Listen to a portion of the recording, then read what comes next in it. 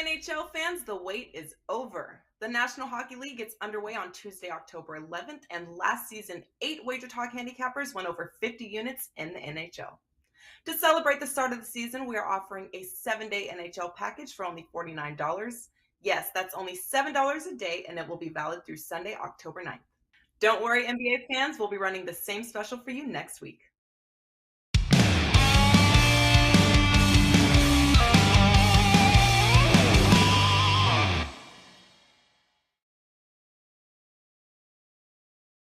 It is Wednesday, Hump Day, Wednesday, October 12th. WagerTalk Today, every Monday through Friday, noon Eastern, 9 a.m. Pacific, live here on WagerTalk TV and archive 24/7 for your viewing pleasure. Don't forget about the downloadable podcast app for all of your audio versions and also the WagerTalk TV app on your favorite mobile devices to watch us anytime, day or night. I am Steve Merrill, filling in for the Prez this week. He remains on assignment. That is Teddy Covers. He's back from assignment yesterday. In fact, rumors that Teddy and Prez were playing hooky last night because I've got a photo documented with Marco D'Angelo having dinner, but we'll talk about that in a moment. Teddy Covers, Steve Merrill, WagerTalk Today. We are joined by Tony Mejia. He's going to start it off with a little NFL look for the Thursday night game between the Bears and Commanders. Also, the NBA starts in less than a week now. He's got a season wins play for us in the NBA, so looking forward to that. Little big game breakdown in between from Teddy as always. Tony Finn's going to join us. Talk a little Braves and Phillies MLB playoff action. Also, the Friday night college football game, Navy SMU.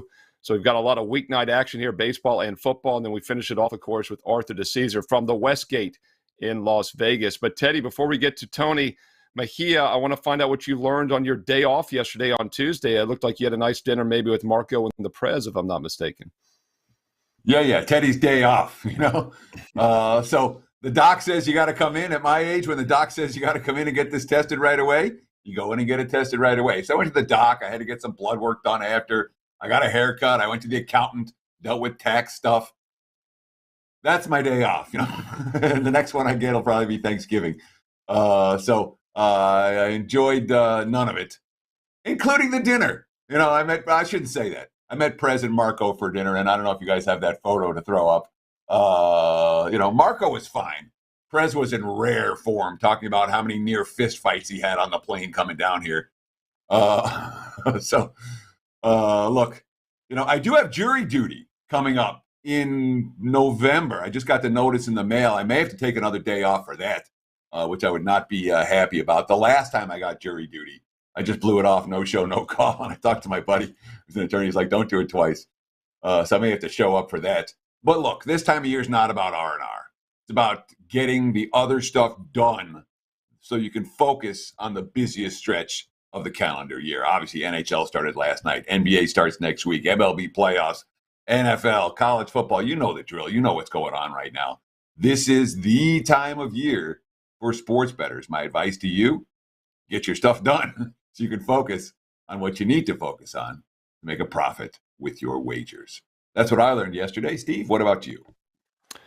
Not too much. Watching a little baseball yesterday, playoffs. It's a great first day for baseball. Obviously, you got all 4 divisional game ones going, of course. And one thing that did jump out to me, back when we started, Teddy, in the 90s, the teams in the NFL playoffs that had the bye, they were always automatically strong plays, in that divisional round, and the wild card teams never did well. And we've seen that change in recent decades. NFL wild card teams often keep that momentum going.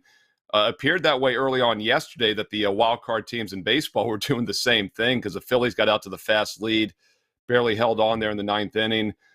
Mariners also, Astros had to come from behind. And then, of course, the Yankees started pretty sluggish as well. They actually got out hit 6-5 in that 4-1 win last night. Dodgers were the only team of the 4 that really jumped on their opponent. So thought that was interesting. All said and done, 3 of the 4 division bye teams ended up winning yesterday. And obviously it's a 5-game series, so it's really like game 3 of a 7-game series. It's a very important game 1. Just your take real quick, though, on the baseball and looking forward on that one. I'm really interested to see what happens to Seattle, after what, something that hadn't happened in Major League Baseball postseason history when a team in multiple runs down to walk off in the 9th inning the way the Astros did. And that's a gut punch for a Seattle team that's been pretty resilient this year. Obviously, they get the day off today. We'll see how they bounce back tomorrow, but that's a game I'm paying a whole lot of attention to the quotes from the Mariners, the quotes from the Astros after the walk-off win. Are they fat and happy? Might be a Seattle spot. I think the day probably helps the road team there, Steve. Yeah, well, I mean, keep in mind the Cardinals back in the wild card round last week was the first time in franchise history they gave up a 2+ run lead in the ninth inning. They did not bounce back the next day against Philly. Obviously, they got swept. So I think you're right. The day off is a huge difference there. I think it's very hard otherwise. And keep in mind, these, like the Padres were playing their 4th game in 5 nights because they had to go 3 days, 3 nights in New York over the weekend. And they were the one team that did not jump out to a fast start. The other 3 had a couple days off because they swept in 2. So that's something else to keep in mind looking forward, because that was a new format. First time we've had this best of 3 into a best of 5 real quick, so it's something to keep an eye on for next season. Tony Mejia, let's bring on Tony. Tony, we're going to get to some football and basketball, but I'll get your quick take on the MLB playoffs so far. Anything jump out to you so far after these first few nights? You got tailed you're off glitching there, a little. Steve, You're good. Yeah, I mean, good to see you. Haven't seen you in a minute, so always great to see you again. And then there he goes. Well, he's having connection issues. It's funny. His connection was refresh. Hey, Tony, give us a refresh, man, and we'll bring you right back on. But yeah, Teddy, it's obviously something to keep an eye on for next year because the first time we've had a 3-game wild card, 5-game division, then a 7-game LCS coming up. And like I said earlier, I mean, Game 1 was basically Game 3 last night. Like the Braves, you mentioned, hey, look, I'll give you credit. You said last week the Phillies were a dangerous team. I thought the Braves kind of caught a break there. We'll see if, the Phillies can get it done tonight in Game 2. We're going to talk to Tony Finn about that in a moment. Mejia, you got us here? Thought you pulled another hamstring. Maybe. I do. I have you loud and clear. All right. Tony, your thoughts real quick on baseball. Anything jump out to you so far before we get to football and basketball? Yankees definitely dodged the bullet, getting behind early, getting out hit. Clutch home run from Anthony Rizzo. They got big double plays when they needed to. The Guardians are a team that should beat the Yankees because they have a better bullpen and they're plucky and they're too young to understand that this moment is huge. So to get off 1-0 in front of a day off was huge for the Yankees. I thought they were the big winners yesterday, despite the fact that obviously the Astros dodged a huge bullet and the Phillies got out in front early. Yeah, I felt like it was kind of a wake-up call for some of those teams. And once again, the Guardians actually out-hit the Yankees 6-5, yet lost 4-1 in that game. All right, let's look at some Thursday night football. Enough baseball talk. It's Wednesday, a little quiet time here as we head towards the big weekend of college and pro football. But we have a barn burner tomorrow night, Tony Mejia. My Washington Commanders, the Commodores, against the Chicago Bears. How are you playing this one? The Vanderbilt Commodores of the NFL. Look, man, Brian Robinson comes out to 50 Cent's Many Men. That's a song about getting shot 6 weeks after getting shot twice in his right leg in an attempted carjacking. He's out on the football field getting the most carries for Washington, rookie out of Alabama, obviously very talented. 4 days later, he will take the field at Soldier Field. And I just don't think the body's recuperatory powers are great. And again, just wonderful that he's out there 6 weeks after such an incident. But again, he's already saying, I'm a little bruised, I'm sore, but we'll get back out there. And his total, FanDuel actually projects that he's going to blow it away. They're projecting 64.9 yards, and the number here is in the 40s. So from that standpoint, it's like maybe this is a baiting situation. Antonio Gibson has kind of had a reduced role over the last few weeks, but I think they'll pass more. The big issue here is that the Bears' run defense has been terrible all season, but they've played some really good, teams that can run the ball. Dalvin Cook and got really after them 2 touchdowns last week. Alexander Madison found the end zone as well. They played the Packers. They played a rejuvenated Saquon Barkley. So I think they'll be better here. They've been gashed to the outside, but their inside run defense has actually been pretty good. So I think from that standpoint, they'll hold down Robinson, who I don't expect to have a good game. I like the under on his rushing yards total. So I certainly wouldn't argue with the play. All right, at all, because it makes a ton of sense, especially with a guy coming back off serious injury playing on a Thursday night just a couple of days later. I'm with you on wanting to play him under the total. But that Bears defense really gives me concern. You know, you kind of gloss it off. Oh, Chicago's got a bad run defense, but it's to the outside. How bad is Chicago's run defense, and how much can we trust the Bears to actually get stops against backs on the ground? Or is this a team that's likely to be gashed on the ground? Better backs than Robinson, perhaps, but gashed on the ground on a regular basis this season. On a regular basis, especially since Robert Quinn has pulled a disappearing act. It's tough sledding right now. But again, this is a good situation for the Bears. They were competitive after falling way behind. The Vikings actually took the lead in the fourth quarter. So maybe there's a little bit of a resurgence on the horizon. Certainly, you expect Justin Fields to play better in this game. And Ron Rivera just threw Carson Wentz under the bus on Monday. So interested to see how Wentz reacts after throwing that game-changing pick against Tennessee in a game it looked like they were going to win. So big game for both, even though nobody wants to watch it. That's the game we're stuck with on Prime. It'll be interesting to see how that transpires. But again, I'm rooting for Brian Robinson. He had 9 carries for 22 yards in his debut, 2.4 yards per carry against Tennessee. I would think he gets into the 30s, but I think they're going to be cautious with him. I think Antonio Gibson gets more work.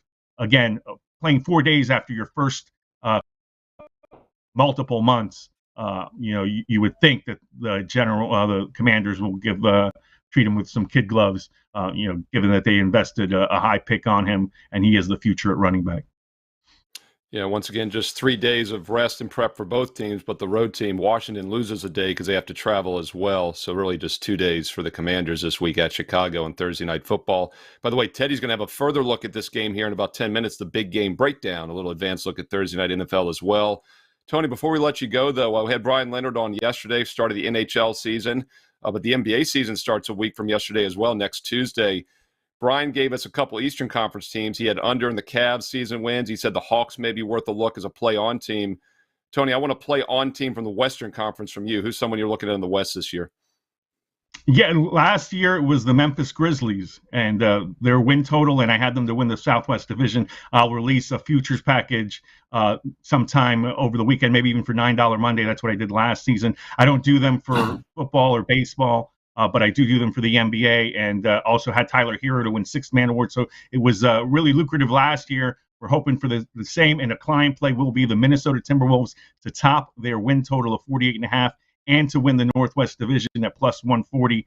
Their primary competition is going to be the Denver Nuggets. You've got Jamal Murray and Michael Porter Jr. coming back off of injuries.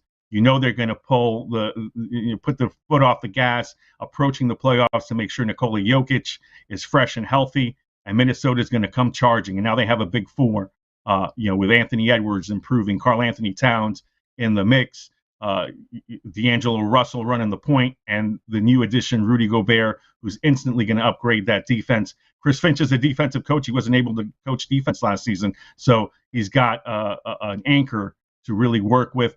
The Utah Jazz since 2016, which is when Gobert started winning Defensive Player of the Year awards, 5 seasons of 48 or more wins, a 44-28 mark in the COVID-impacted season. Winning percentage over the last 6 years, 61% with Gobert in the mix, 294 and 188.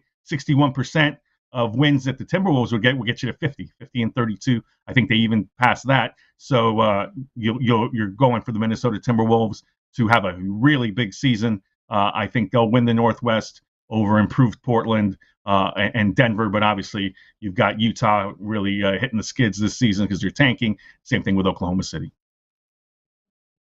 So there's certainly things to like about Minnesota, no argument. This is a team that won 46 games last year and added Gobert into the mix, who is a pretty big add when you talk about defensive acumen. And yet their win total seems very, very reasonable. It seems lower than I think a lot of bettors were expecting. Does that have everything to do with how good the Western Conference is this year? There's talk that the East has come back as way ahead of the West. And, I look at Western teams like the Clippers that weren't anything last year. The Lakers weren't anything last year. Sacramento wasn't anything last year. Portland wasn't anything last year. New Orleans wasn't anything last year. And all 5 of those teams look to be better in 2022-23. So is the strength of the West a concern for you? Is that why this total is as low as it is? I figured we'd see a number in the low 50s, not in the high 40s. I believe that's exactly it. I mean, everybody loves the Clippers due to their depth this year and Kawhi Leonard coming back, and I think their number is at 51.5, 52.5. Pretty conservative with win totals in the Western Conference, exactly for the reason you noted. It's going to be a war for a lot of teams. The Blazers want to make the playoffs again. Added Jeremy Grant. They were dreadful last year. Utah's going to take a step back, but you got teams like New Orleans who are much improved, especially if Zion Williamson stays spry and healthy. Like he's shown in the preseason. Looks like Zion's back. The Pelicans will be a factor. So, yeah, a lot of good teams in the West. The Pacific Division, they don't have a weak team in them. If you look around the table and you don't spot the sucker is you. That might be the Lakers this year. Are the Lakers the last place team? If the Kings are that good, potentially, and you have Russell Westbrook still bricking shots, we'll see. Patrick Beverley's not going to let them lose, but it remains to be seen if how a new coach in Darvin Ham utilizes all his players. Anthony Davis looks great. Can he stay healthy? If he stays healthy, then no, the Lakers are not a last place team. If he plays 55, 60 games, yeah, they might be. A lot of unknown, though, in L.A., as we saw last season, especially with injuries. But the West, wide open. Brian Leonard said that as well yesterday, Tony, when we talked a little NBA. And we'll talk a lot more NBA later this week, but more importantly, next week when it tips off next Tuesday night, the regular season. That's Tony Mejia. He covers multiple sports. Tony, what you got going on at WagerTalk.com? Looking to bounce back from a disaster of Tuesday in Champions League. I mean, ridiculous things happened. Real Madrid lost. Maccabi Haifa won at home over Juventus, just dominated that game. I think around the globe, the next coach to fall will be the Juventus coach. It's a dreadful effort. And then, you've got just poor results that nobody could see coming. So I took a bath yesterday, looking to bounce back today in that. Got an MLB package up, like this college football game today between Marshall and Louisiana. And obviously, we're looking forward to college football and NFL over the weekend. And I like some stuff in the Commanders game. I think I'm on an 11-3 player props run. So we'll knock out another player prop on TikTok in addition to the one I just gave you guys on Brian Robinson Jr.'s under.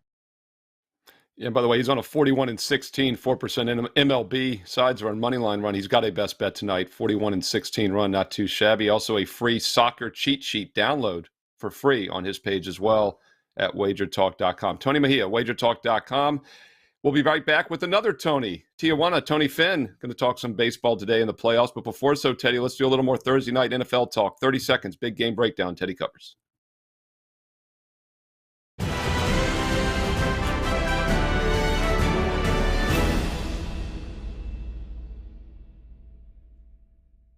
Hey, NHL fans, the wait is over. The National Hockey League gets underway on Tuesday, October 11th, and last season, 8 WagerTalk handicappers went over 50 units in the NHL. To celebrate the start of the season, we are offering a 7-day NHL package for only $49. Yes, that's only $7 a day, and it will be valid through Sunday, October 9th. Don't worry, NBA fans, we'll be running the same special for you next week.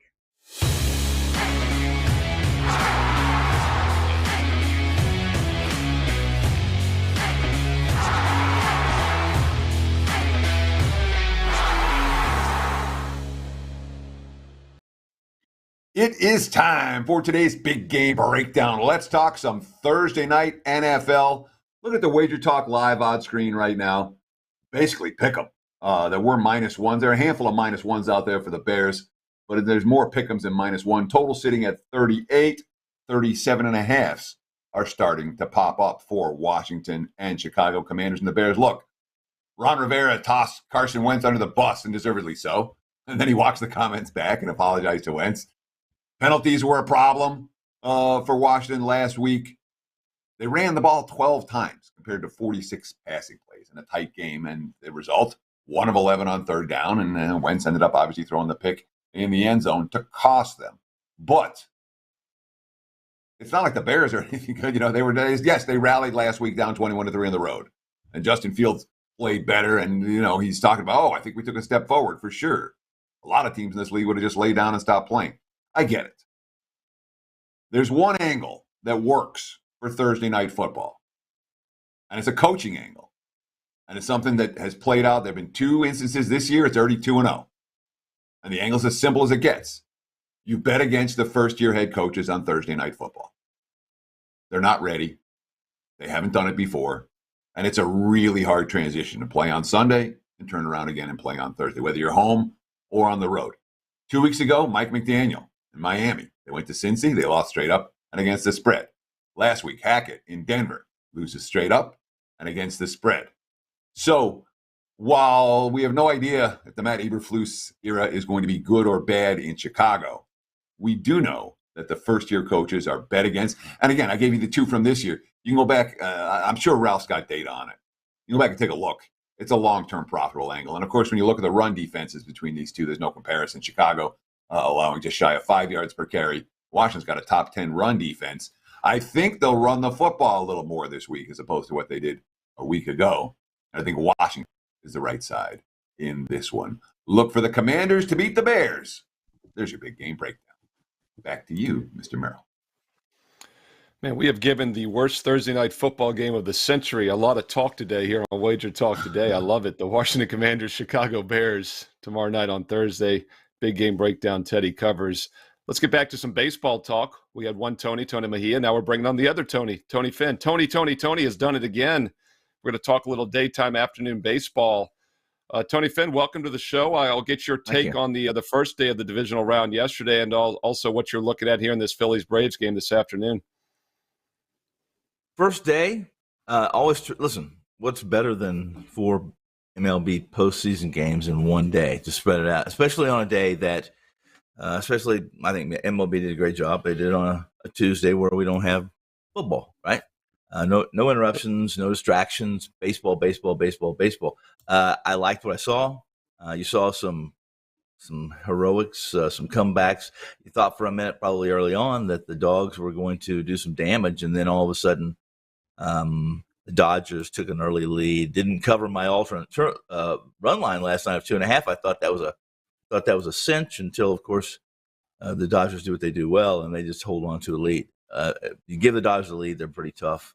What Houston did was surprising, to say the least. I guess, Teddy just talked about young coaches. I don't want to consider Seattle's coach, head manager, head skipper, young and experienced, but I was surprised he brought in the reigning Cy Young pitcher, award winner, for the final out. It was just very surprising, and it cost him the game, probably cost him any chance in the series, in my opinion. Today's stuff, MLB's terrific stuff. Look, early games, 2 games. Early, we got Atlanta, we got Philly. Tonight we have the Dodgers. Or tonight we have the NL, or the AL, excuse me.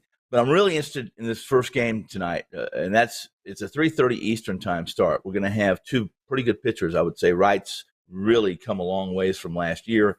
Wheeler's back in the fold. He did a really nice job in the game 1 against St. Louis. Helped Philly sweep that really quickly, and that is tonight. I really like the under, despite the umpire not being perfect. Nick Lentz is not a perfect under umpire, even one that you would consider pitcher-friendly, elite, let's say.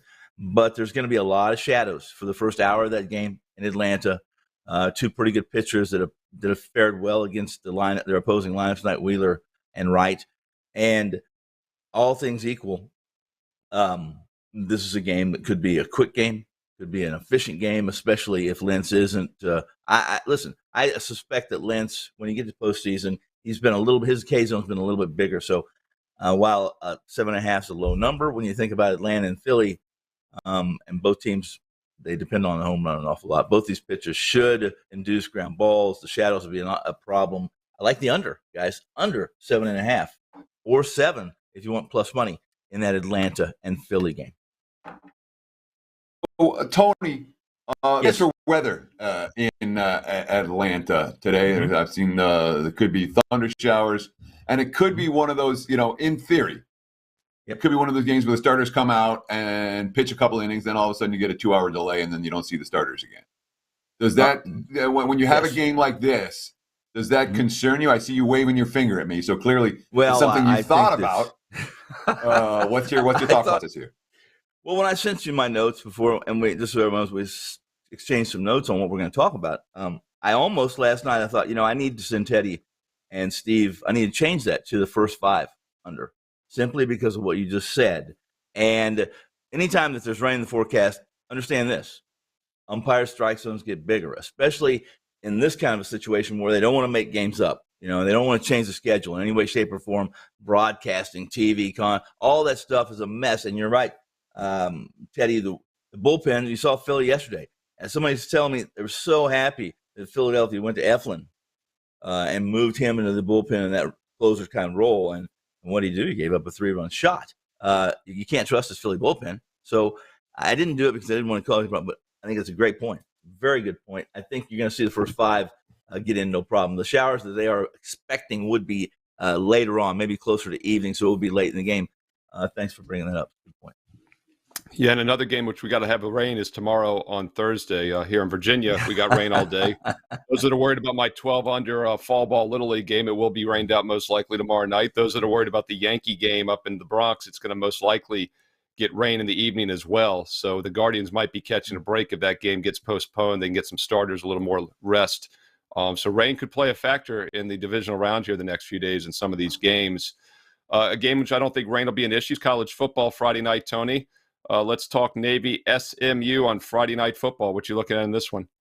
Well, if you saw what Navy did last week, I think it affected a little bit this game as far as the number goes, the spread itself. But I would not get too excited about what Navy did to Tulsa. If you watch Tulsa the last couple of games, actually last 3, you see a team that struggles in the red zone, and I think they've been overvalued for the most part. Tulsa, that said. And the middies are getting some grief, and if you look at some of the trolls or maybe even some discussion portals, the middies are being made fun of because they're ranked 12th in college football and FBS in rushing offense, number 1 being Air Force, number 2 being Army, and so the middies are 12 and they're garbage if you look at these. The truth is that SMU, coming off that loss against UCF, they showed what they can do against the run, right? I mean, UCF's quarterback ran for Plumlee ran for 103 yards, I believe, more than that even, almost 5 yards a carry and 2 touchdowns. Navy jumps up a little bit from 12th after this game against SMU. I would be on SMU, Steve. What I'm going to do here instead is I like the over 57.5 or 67.5. If you like alternative lines. So it sounds like you're making a case for Navy, and then you come in at the end and say, I like the over. Yeah, I do. I do. Yeah. So I was making all these follow-up questions for Navy, and now you said you threw me a loop there as to what I'm going to talk about with the over here. But certainly when you talk about if it's Navy SMU, and any Navy game you're looking to play the over, Navy's got to score or come close to scoring on every possession because they have long, slow possessions. It's not a team that makes a ton of big plays. The passing game isn't there. So when you're playing a Navy game over in the upper 50s, you better be pretty confident that SMU is going to be able to score with a big quick strike passing game, and that Navy is going to have equal success on the other end. And certainly series history shows us that these two teams in recent meetings have gone up and down the field against one another. But do you trust this Middies offense right now to hang points, enough points to get this one up and over? Well, I do. I really do. They've made some improvements. They've made some adjustments. They're not, believe it or not, this team actually threw I apologize, I don't have it in front of me. I think they threw 10, 15 passes when they were playing Air Force. And they've made the adjustments the last few weeks. They've been pretty good on the ground, and I expect them to be pretty good against an SMU defense that's not very good. Yeah, they threw 20 passes against Air Force. 20 Thank passes, you, and thank you. As you guys know, it always amazes me. They're on the season, they're averaging 8.7 yards per pass. A lot of times, Army and Navy will average 10, 11 yards per pass for the season, and they'll throw 4 times a game. And it's like the shift in baseball. It's why don't they do it more often if they're so efficient throwing the ball? But, of course, it's not their offense, and it's very misleading. But, Navy has started to get their offense together. As you said, Tony, last week against Tulsa, 53 points, 455 rushing yards. We'll see if they can do it against SMU, who, keep in mind, had the rescheduled delayed game against UCF, played really bad last Wednesday or whenever that was. And now they get a little extra time to prepare for the triple option. So we'll see if that makes a difference as well. Tony Finn, WagerTalk.com. Tony, I know you're excited about the NBA. It's around the corner. You'll be doing some NBA shows with us this year, as always. And what else are you looking at, WagerTalk.com? I do have a play. I haven't actually have a dead presence report on the early game, that Atlanta Philly game that I mentioned to you. I think I just really like this game, and there are some positions I've taken in this game that I extremely like, and you can get all those detailed write-ups right inside my report only at WagerTalk. Awesome. That's Tony Finn, the one and only Tijuana Tony Finn, WagerTalk.com. Teddy, Thanks, looking guys. forward to talking to our next guest. I did not get a chance to catch up with him at all, get to the meet and greet, but it's nice to see him here. And I don't think I've actually talked to him since because I haven't hosted any Wednesdays. But Arthur Dicesare, Westgate in Las Vegas, the Westgate Superbook, of course. And Art, great to see you, my man. I hadn't caught up with you in a while. Let's jump right. I'm going to ask you about the Super Contest in a little bit. I've got a selfish interest to bring up the standings, but we'll do that in a moment. Teddy's doing really well as also. But first, let's talk baseball. We got the daytime game. Finn said 3:30. He gets confused. It's 4:30 Eastern start for the daytime game, and it is National League today, not American League. National League, 4:30 Eastern starts. And I want to get your thoughts, first of all, on last night, day one. It was pretty cool to have all 4 divisional games going at once and some crazy results as well. Your take on the playoffs, how have the Bucks done so far? Yeah, gentlemen, good to be here. Steve, always good to talk to you. Yeah, playoffs were awesome yesterday.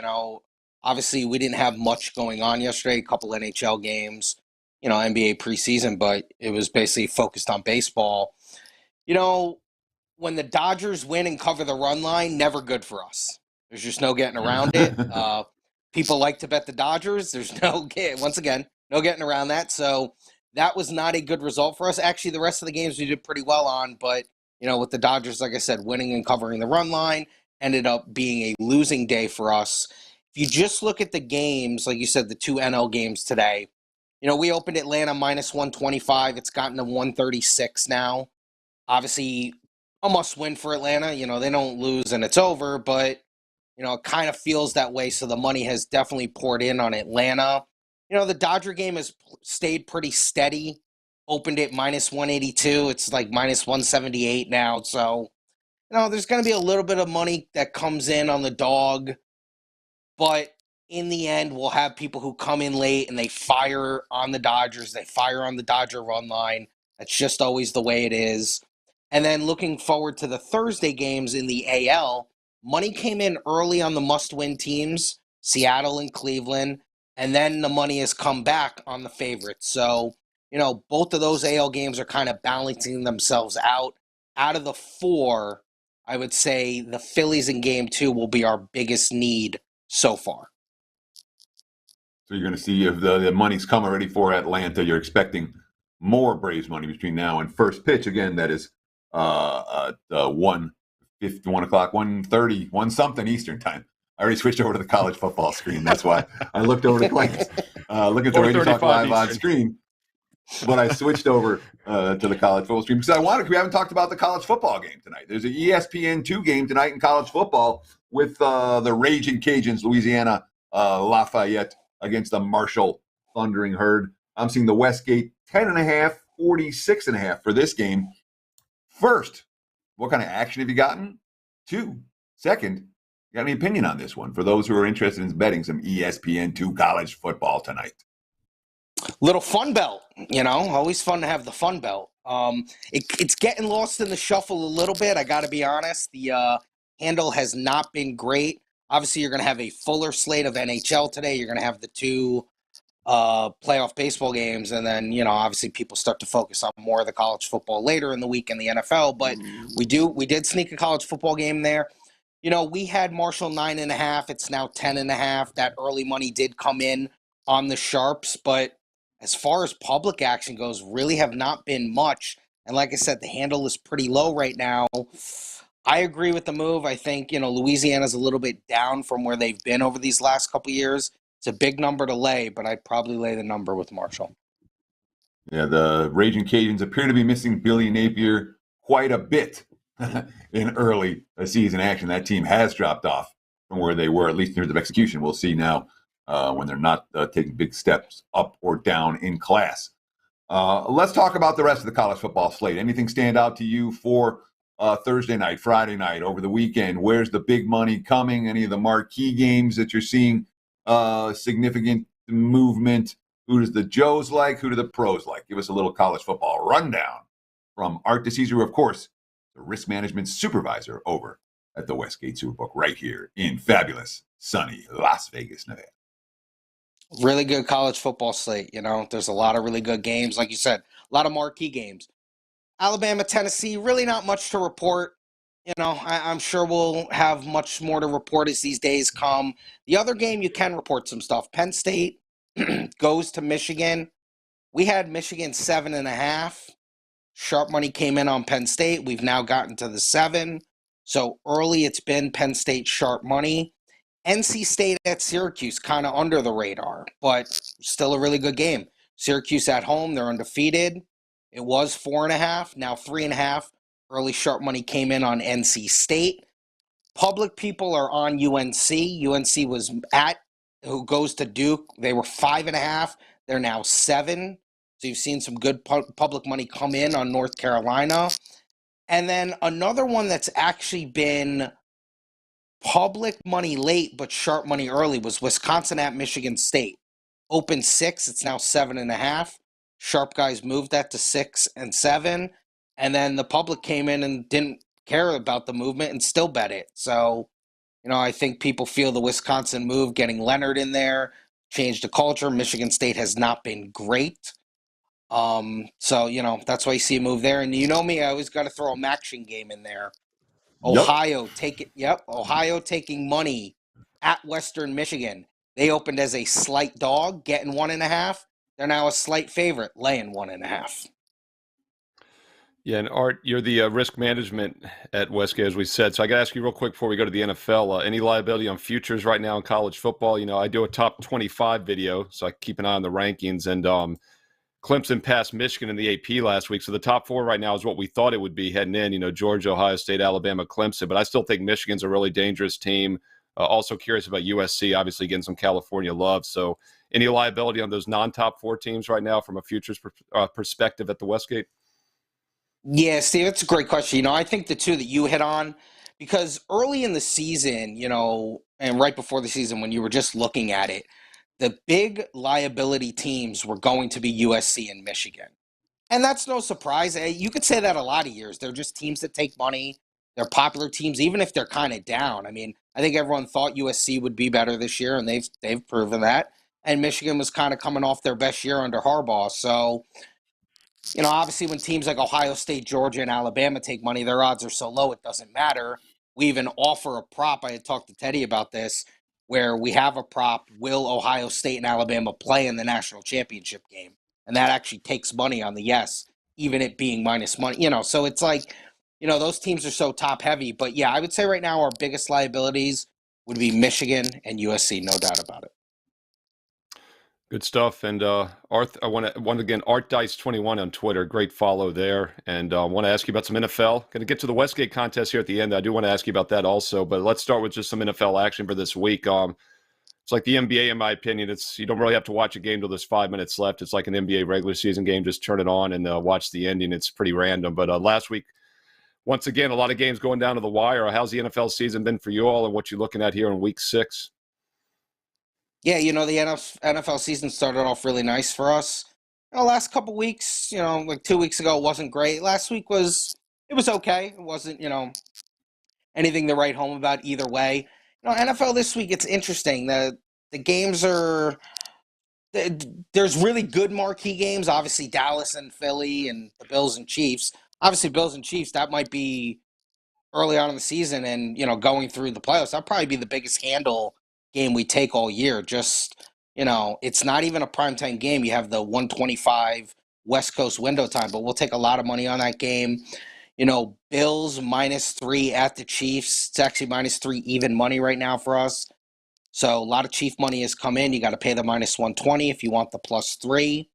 That's Sunday night game, and this is something to just kind of look forward to. Dallas always takes money, but Philly has been a very public and sharp team. Both of the groups, the publics and the sharp, have loved to take the Eagles. Eagles now sitting -6 at home on Sunday night, so a lot of Eagle money has flowed in.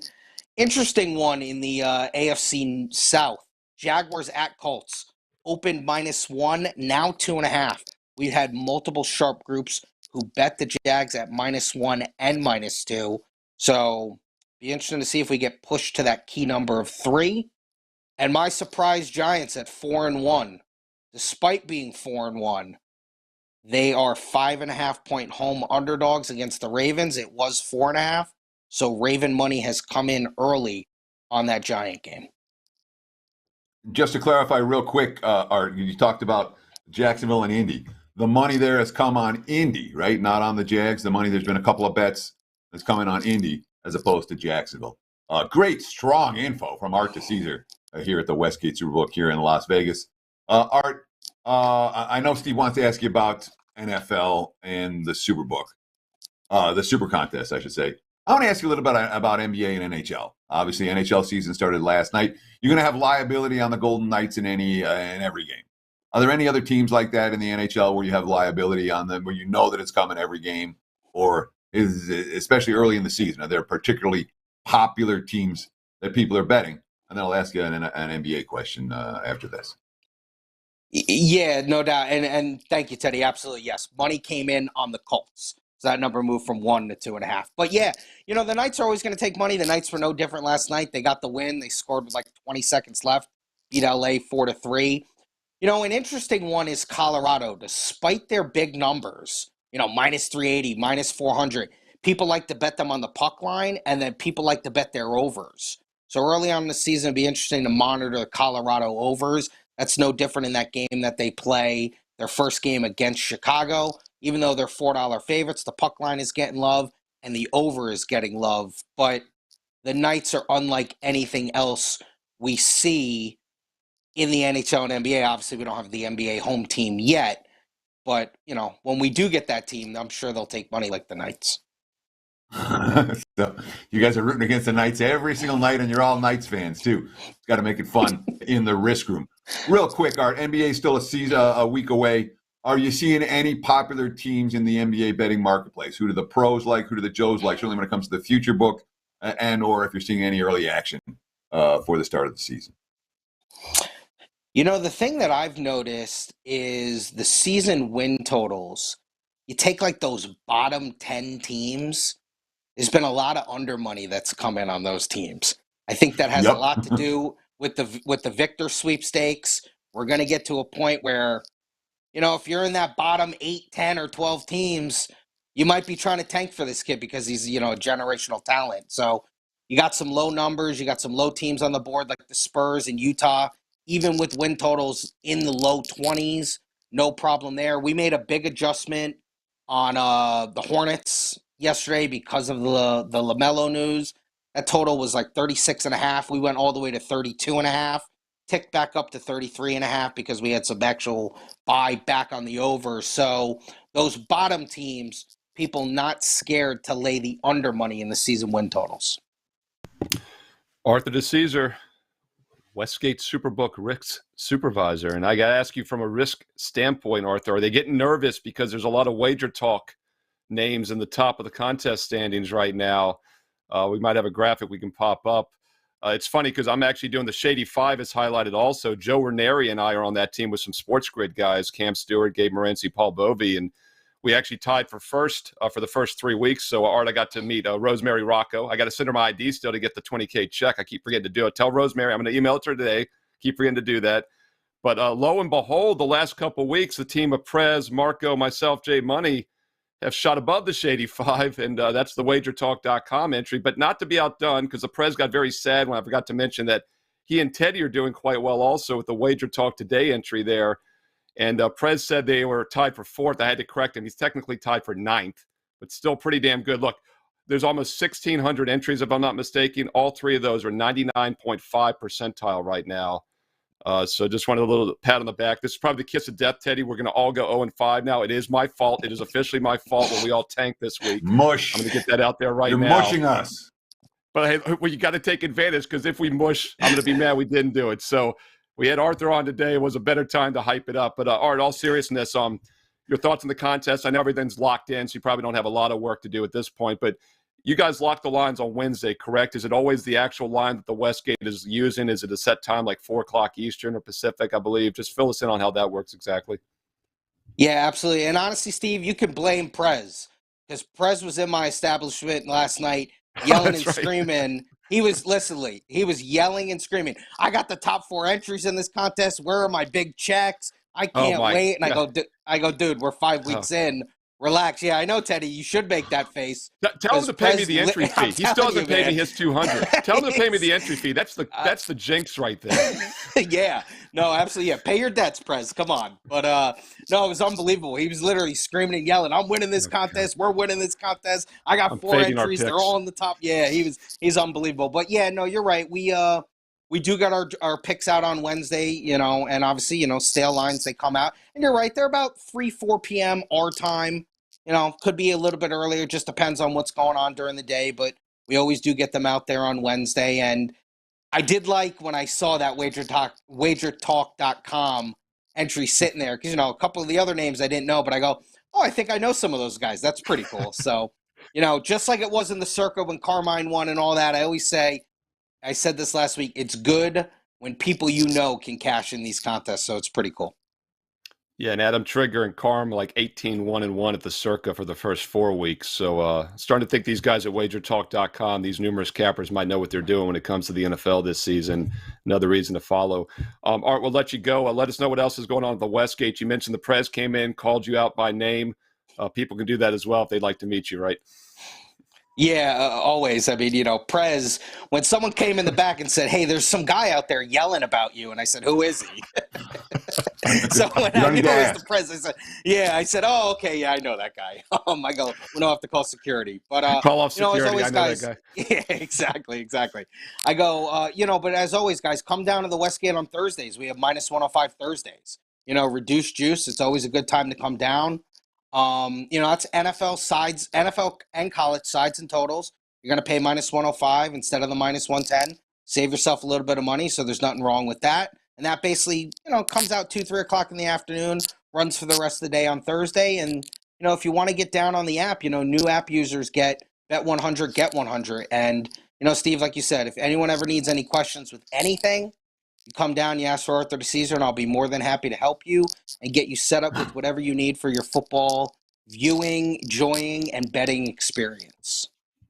Awesome. Arthur Dicesare, Westgate Superbook Risk Supervisor, ArtDice21, at ArtDice21. Great Twitter follow.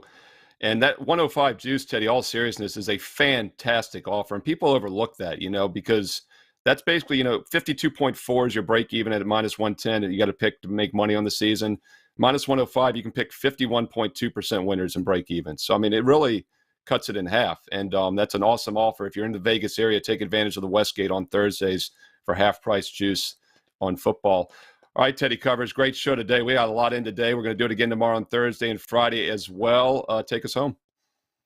Sure, absolutely. Want to thank the two Tonys, Tony Mejia and Tony Finn. Want to thank Arthur Dicesare as well for joining us on Wager Talk today. And like Steve said, we'll do it again tomorrow. Same time, same channel, 9 a.m. here on the left coast, noon for you back east.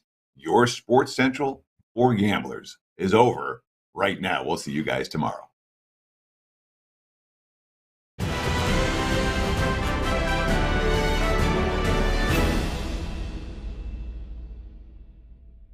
Hey, NHL fans, the wait is over. The National Hockey League gets underway on Tuesday, October 11th, and last season, 8 WagerTalk handicappers went over 50 units in the NHL.